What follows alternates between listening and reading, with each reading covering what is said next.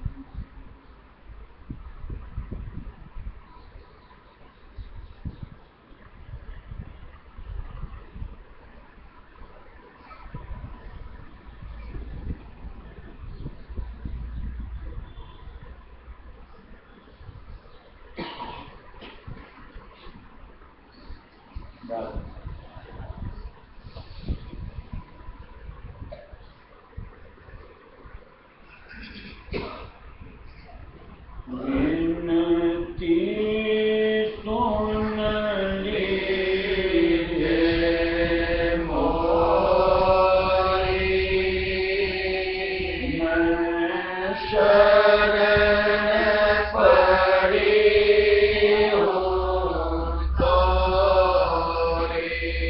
विनती सुन लीजिए मोरी, मैं शरण पड़ी हूँ तोरी।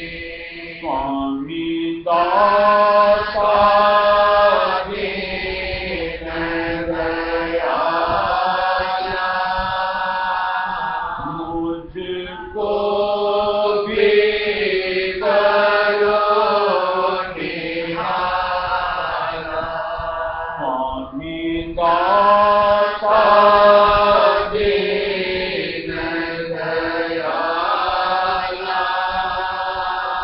मुझको भी करो निहारा। मैं अवगुण कीने मारी, बस मुक्ति जात तारी।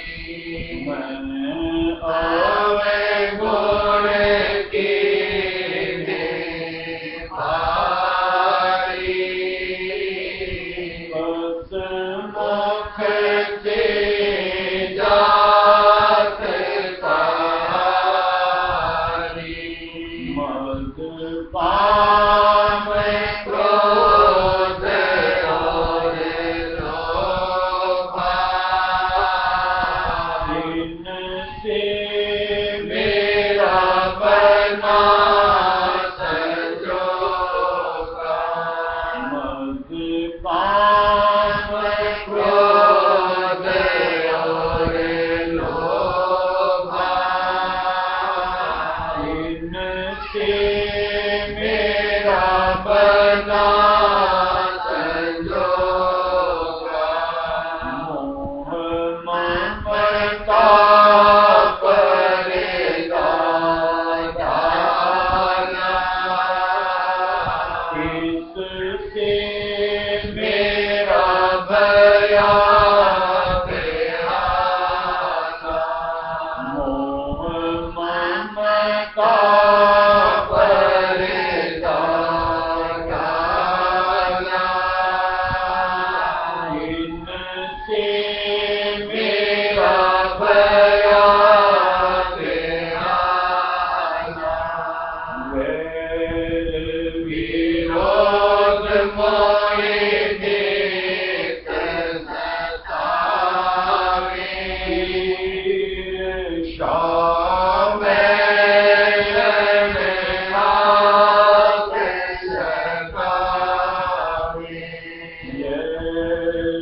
विरोध मोहे नित सतावे,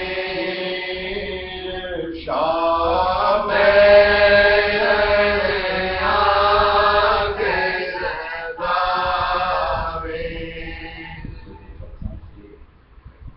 कई जो चर्चा होती है उसमें समझ में जैसे आती हुई बात कि जैसे 84 लाख दुनिया है,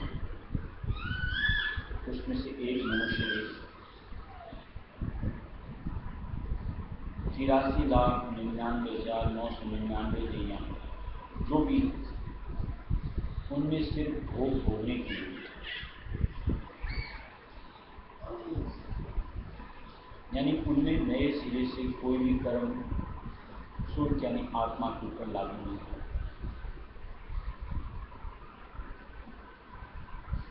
क्या इस बात का अर्थ समझ में आया कि एक मनुष्य देह में इंसान कितने खोटे कर्म करता है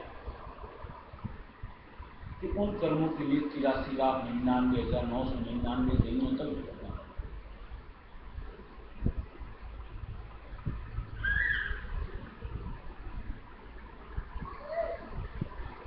जब सत्संग से जुड़ जाते हैं, ये विचार आना लाजमी होता है कि हमें अपने खुद की कितनी संभाल रखनी है,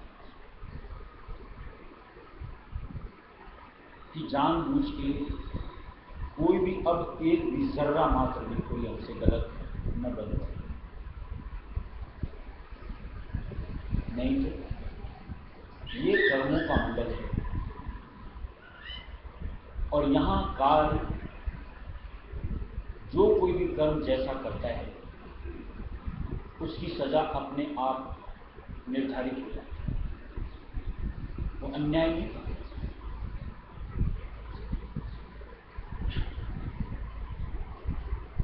और उसमें कहीं मुआफी उसकी तरफ से नहीं मिलती, चाहे जितनी आप पैरवी करो वहां कोई सुनवाई नहीं करती।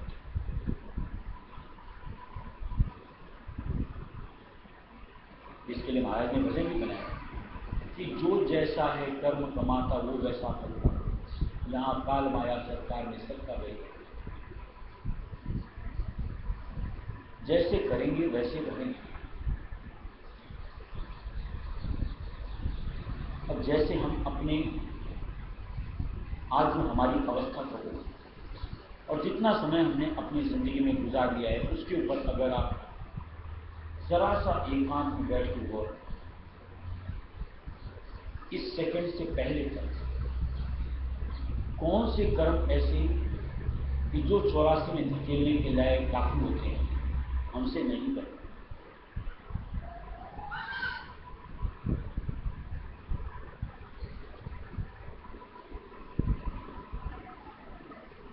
आज हम लोग मालिक की शरण से जुड़ते हैं और हम लोगों की मन की एक धारणा बन जाती है कि हमको अंतर में दिखता क्यों नहीं, अंतर में हमारी गति बनती क्यों नहीं, नाम खुलता क्यों नहीं।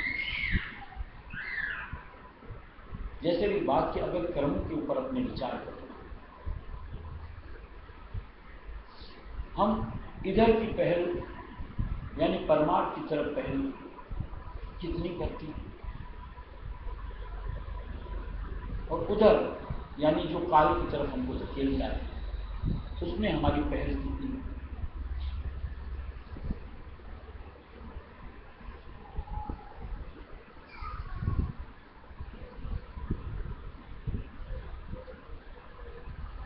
कितनी सत्संग में ये समझौती हम लोगों को मिलती है कि विकारों से हमें अपने आप को अलहदा करना चाहिए। विकारों में बर्ताव का मतलब यही होता है कि खोटे कर्म और उनकी वजह से 84 तैयार होती है। कौन से अंग से हमने अभी तक अपना छुटकारा पाया।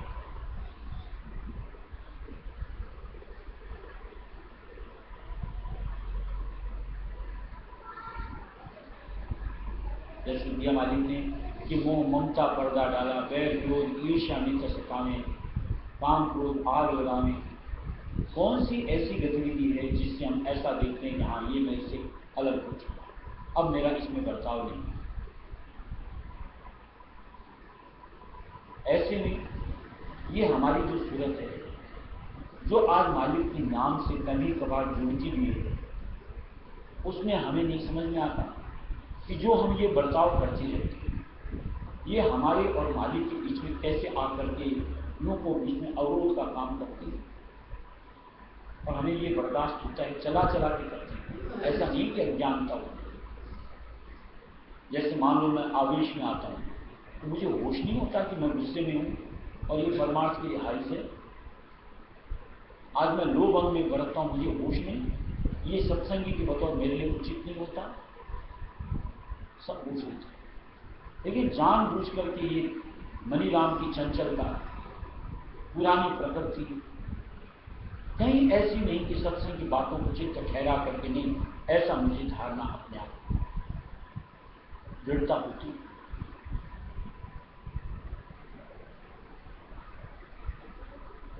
और थोड़ा सा विचार करो, अगर इस तरीके से हमारी वृत्ति का पतन होता है और फिर हम जब अपने आप को मालिक के नाम में जोड़ने का प्रयत्न करते हैं तो जो पतन हो चुका है, आज नाम से जुड़ने के लिए जो प्रयत्न करते हैं वहां से नीचे से ऊपर आना, यानी दलदल में से, कीचड़ में से, क्या इतना इजी होता है?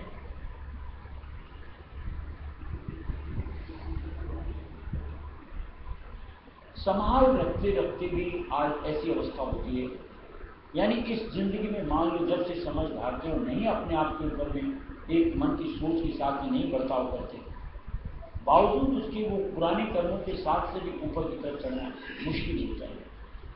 अगर उसमें नए सिरे से और जातियां अपनी जोड़ती चली जाती हैं, कितना मुश्किल काम होता होगा। और ये कोई खेल नहीं है कि जैसे तैसे हालात हों और हम चाहें बस हमारा काम हो जाए। इस दुनिया में देखो तो आज कोई नशो विद्या पढ़ता है, उसी को 14 साल, 18 साल, 20 साल लगते हैं एक डिग्री लेने में, जबकि उनका अथक प्रयत्न होता है उसके लिए, कितना कितना समय देते हैं। हम लोग क्या समय दे रहे हैं ऐसी मालिक की यूं ये परमार्थी विद्या में निपुणता हासिल करने के लिए? क्या वो हम जो 20 मिनट, 10 मिनट, 20 मिनट, आधी घंटा, घंटा, और इसमें अपन चाहते हैं कि सीधा हमारी गति ऊपर तक हो जाए। खुद को समझ में आता है कि ऐसी गंदगी से निकलते हुए, ऐसी बर्ताव के साथ में और इतनी इतनी सी मात्रा में परमार्थ के प्रति अपना रुझान दिखाकर वो ऊपर का दर्जा।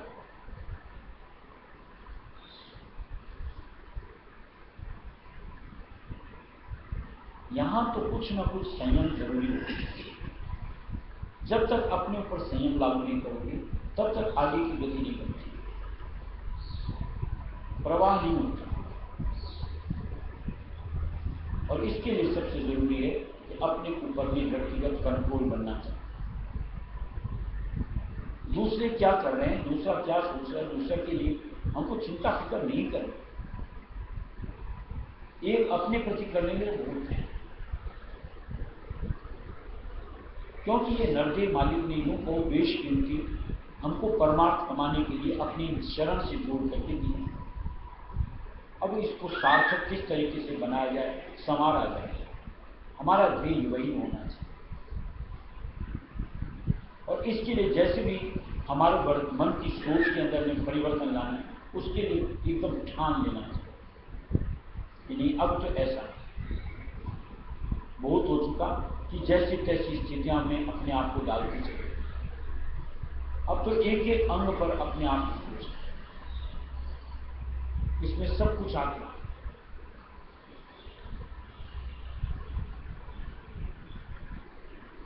कर्म इंद्रियों से, ज्ञान इंद्रियों से, सिर्फ और सिर्फ परमार्थ के प्रति अपने आप को जोड़ना, तब कहीं जाकर के हमारी एक ऐसी रुझान बनती है जो हमको मालिक की तरफ ला पाती। नहीं तो निश्चित तौर से जो हमारे हालात हैं, अभी जैसे कहा, एक सेकंड पहले तक का भी बैठ करके एकांत में विचार करें कि जब से समझदारी, यानी 8 साल, 9 साल, 10 साल, 12 साल, जब से समझदारी, क्या क्या कर्मों में अपने आप, छोटे मोटे तो फिर भी नहीं आएंगे दिमाग में, लेकिन जो इस तरीके से किए हैं कि जो जहन में एक मुंह को छाप छोड़ गए हैं, अगर उन्हीं पे विचार करें तो अपने आप समझ में आएगा, यानी खुद के ऊपर शर्त कि ये मैंने क्या किया। और उनकी भी छोड़ कि जब से मालिक की शरण में जुड़े, तब से जबकि हमको अपने आप के ऊपर कंट्रोल करना चाहिए था, ब्रेक लेना चाहिए था, उसके बाद भी हमने कैसे कैसे खोटी की।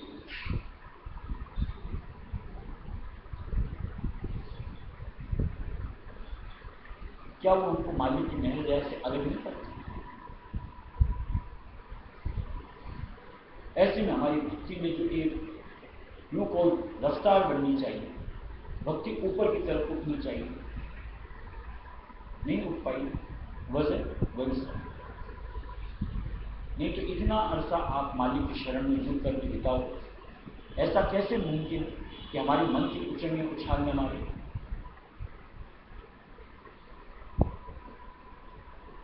अंतर बाहर मालिक की नजदीक ही नहीं, मुमकिन ही नहीं होता। पीछे कारण सब वही होते, जानबूझ करके छोटे से लेकर मोटे सारे, यानी झूठ सच से लेकर के हक तलफी तक, यूं कहो जुबान से, कर्मों से, क्या नहीं करते। और यही हमारे लिए घातक होता है। यानी मालिक की शरण से दूर, काल के दायरे में से चल जाए, यानी वो 83,99,999 थोड़ा सा है, संभालना अपने आप।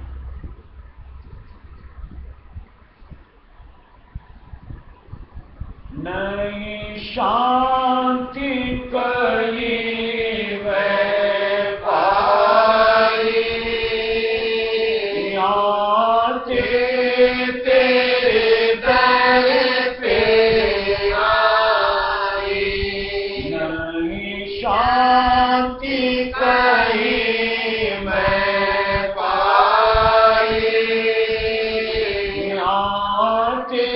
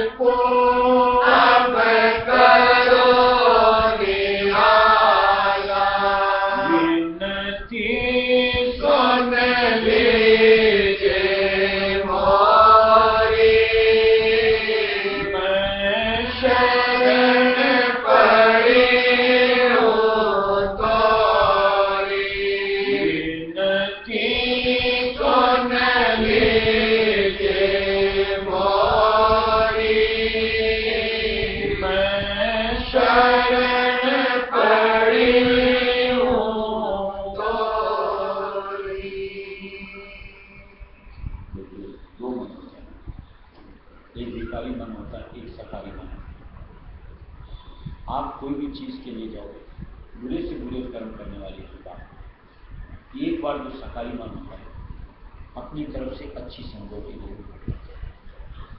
अगर उसको ध्यान लो और वैसा बरतना शुरू हो, आप समझ जाओ।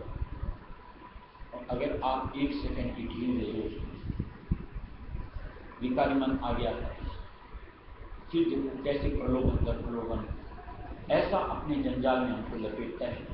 तो सकारी अंतिम में जो एक धारणा आती है, सोच आती है, कहाँ लुप्त हो जाती पता नहीं। आज सत्संगी के बतौर जो हम लोगों को नसीहत मिलती है, हर वक्त नाम के आधार को धार करके चलते। अगर नाम के आधार को धार दिया जाए, ये सकारी मन जो है ये स्ट्रॉन्ग होता चला जाए, यानी ये फिर विकारी मन के ऊपर में भारी पड़ना शुरू। उसके बाद हम उसके प्रलोभन में उसके सुझाव पता ही नहीं था। अंतर से अपने आप गायस में करोगे, ठीक मालिक की तरफ से सद्बुद्धि आती है और आप अपनी पहले को करते। ऐसे कर्मों के जंजाल से आप अपना छुटकारा करते। और अगर मालिक की दी हुई नसीहत नहीं फॉलो करेंगे और उसमें अगर अपन कहीं उस विकारी अंग के साथ आगे बढ़ चलेंगे, कभी भी आपका छुटकारा काल से माया से मुमकिन ही नहीं है।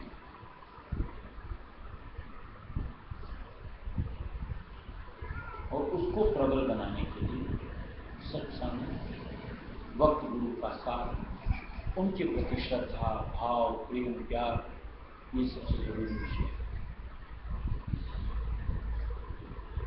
अगर सच्चे का साथ न मिला, उनके साथ आपकी नजदीकी नहीं बढ़ती, उनके प्रति आपका भाव प्यार कायम नहीं, निश्चित तौर से आपको उसकी यानी विकारी मन की नसीहत ही अपने लिए कुछ नहीं, क्योंकि वो एक छलावा दिखाता ऐसा। एक वक्त ऐसा लगता है बस लूट यही सही, यानी उससे आपका मन हटता ही नहीं, यानी आपकी तवज्जो वहां से सरकती वहीं चले जाए। और वही अगर अपने गुरु का साथ आधार बढ़ गया, अपने आप उसकी यूं को पाखंडता, उसकी नश्वरता, उसका आगे का नतीजा सामने दिखना शुरू। आज जैसे मान लो जो चोरी ये सब करते हैं, डकैती, उनकी सोच कैसी होती है? क्या हम उस तरीके का बर्ताव अपने साथ कर सकते हैं? चलो डकैती करके आते हैं, चोरी करके आते हैं, क्यों ठिठकते हैं?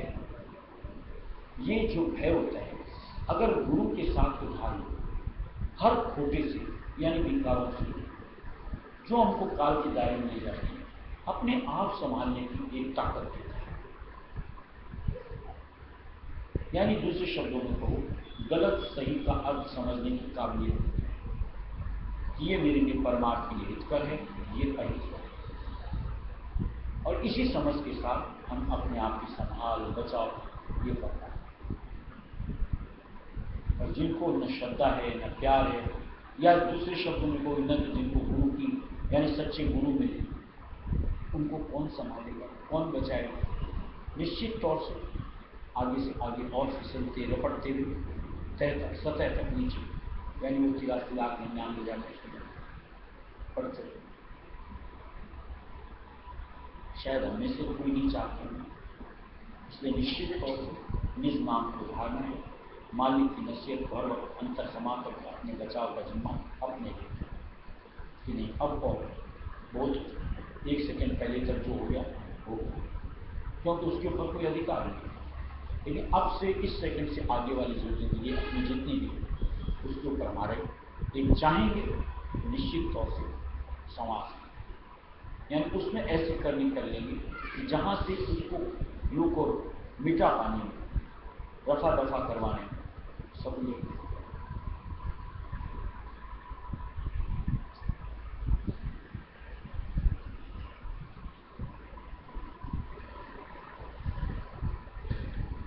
कैसे गाऊं गुरु महिमा अति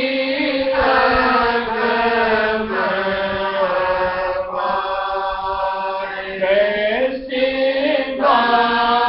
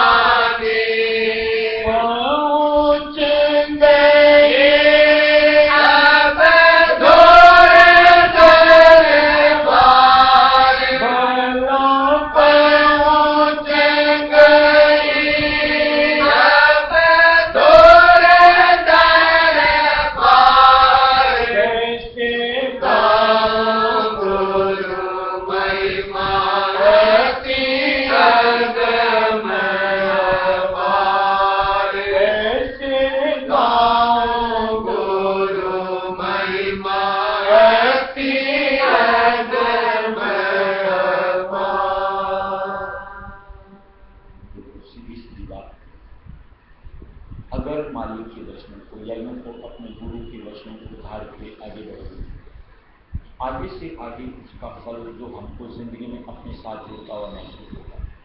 मालिक महिमा चित्त समाधि चलेगा और इससे दुनिया से किनारा करना, अपने आप को अलहदा करना बहुत ईजी हो जाता है। और जहाँ आप उनके वचनों से अपने आप को नहीं जोड़ पाते, यानी उनको नहीं मान पाते, मन की धारणा से रमते चले जाते, ऐसे में परमार्थ का, मालिक का, अपने गुरु की लीला को न तो आप देख पाते हो, न समझ पाते हो और न चित्त में समा पाते। ऐसे में इस मन से पीछा छुड़ाना, यानी पुराने ढर्रे से नए सिरे को अपने आप को आगे बढ़ाना बहुत मुश्किल, बल्कि नामुमकिन है। और ऐसे में दुनिया से अलग भी नहीं होगा।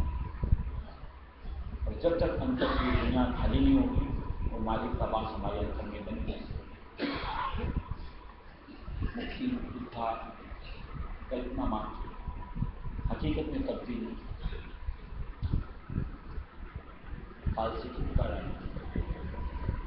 और ये चाहिए निश्चित तौर से एक ही धर्म को, कर्म को अपने मालिक के गुरु के वचनों को चित्त में समाना है और उस अनुसार अपने आप को आगे बढ़ाना। कुछ भी होता हो परवाह नहीं, यानी ऐसा लगे कि ये नुकसान है, हो जाए तो हो जाए। उस नुकसान के बदले में दूसरा क्या फायदा मिल जाए, जब समय आएगा, सामने आएगा, उस नुकसान को फिर अफसोस कीजिए। एक बार तो मन को दृढ़ करने, यानी उस वक्त मन की जो सोच आती है उसको एक अलग नहीं, मालिक ने नहीं ऐसा कहा, मालिक ऐसा कहा, मुझे तो ऐसे ही कहा। ऐसे आप अपने आप को आगे ढालोगे, सत्संगी की बैठो, तब तो मालिक की गजमत क्या होती है, लीला क्या होती है, यानी किस कदर उनकी दया हम पर बरसती है अपने आप। बार बार